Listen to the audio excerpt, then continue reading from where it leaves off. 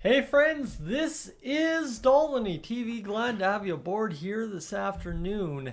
As the Edmonton Oilers, well, today they saw a man come off the board when it comes to goalie trade talks.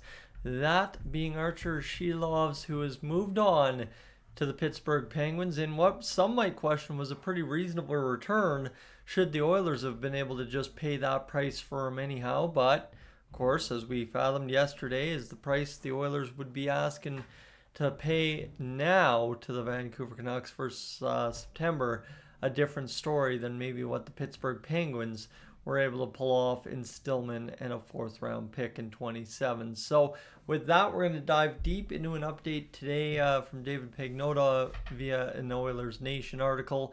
And of course, we're just going to go over some of the ideas I have here following Silovs' trade to Pittsburgh. So if you are new to the channel, what I'll tell you right now is we're closing in on, well, big old 18,000 subscribers here, just shy by about 25 at this point as of time of recording the video. So appreciate everybody that's kind of jumped aboard here over the past few weeks, really do. And with that, let's not waste any more time and get right into the meat and potatoes. So basically the quote from Pagnotta, the big one that is obviously the notable one out of the article there from Oilers Nation, is there is the confirmation again that the Oilers have checked in about Jeremy Swayman, that being the inquiry to Boston in November. And then basically the Oilers have talked about upgrading the goaltender ever since then, whether it be on Skinner, whether it be on Pickard, doesn't really matter. The Oilers have off and on talked about it. One of the things they were going to address this summer is goaltending, and so far to this point we haven't done that. But Pagnotta continues, I haven't really gotten the sense that they've heavily explored the goalie market other than just checking in and doing what they're supposed to be doing and seeing what the marketplace is. So again, this would harken back to exactly what I was talking about in the video last night about a potential Silovs trade to the Oilers, being the fact that the Oilers are likely, if they want to upgrade their goaltending, and specifically there are no number ones available out there, and you're feeling like, I don't know what the possibility of Pickard, doing the same thing 3 years in a row is for the Oilers, if you're Stan Bowman, then what you're going to do is you're going to do exactly what Pittsburgh did here to Vancouver, just closer to the waivers deadlines for players to be cut from NHL rosters in training camp. The reason for that is, as Bob Stauffer and the Oilers now were kind of discussing last week, is just there's going to come a time in training camp where there's a couple of teams, I know now I scratch Vancouver off that list, but a couple of teams with really good number threes or really good number twos who just got pushed out by the number three, and they're going to have to hit waivers. So what's going to happen here is the Oilers would then be able to scoop somebody up for a low price or get them on waivers. I think if you're the Oilers, you're going to have to pay the price, though, because where you are in the waiver order, given where you finished last season. So for the Oilers, not necessarily a bad situation if you have to give up a 4th or 5th round pick to get that upgrade on Calvin Pickard because the team's struggling, or, you want to trade them Pickard, or whatever the case might be. And that is kind of where we'll get into the next section, because I want to stop harping on Stu and Pick here for a minute. As the Oilers targets, obviously, Silovs is off to Pittsburgh. Like I'm saying, wait till training camp to do that trade, which again, even if Silovs would have been the answer for the Oilers, it would have been a training camp situation for the Oilers to go out there and get him.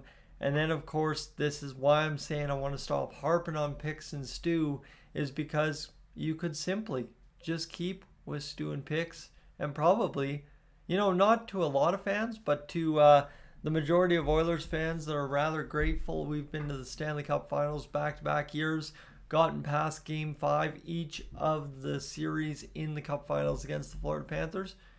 Those two have been a big reason why, whether you want to blame them or not. They are the reason why the Oilers have gotten there, right?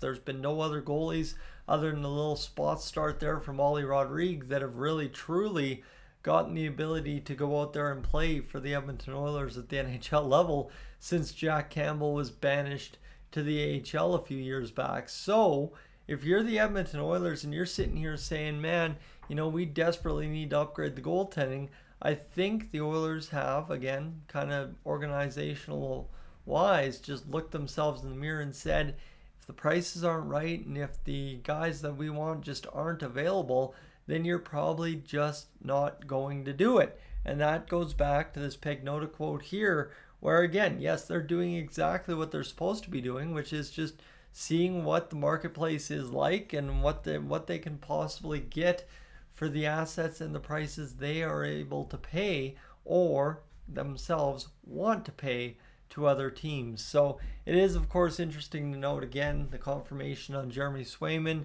Obviously, this is the first time in a while I've seen anyone really go back and talk about Jeremy Swayman legitimately as an option. I know we've talked about Jeremy Swayman just in the sense of when we kind of started hearing the goalie trade rumors pop up right after July 1st or right after the exit interviews for the Edmonton Oilers. So for right now, obviously, the big name hunting, Ilya Sorokin's been scratched off the list.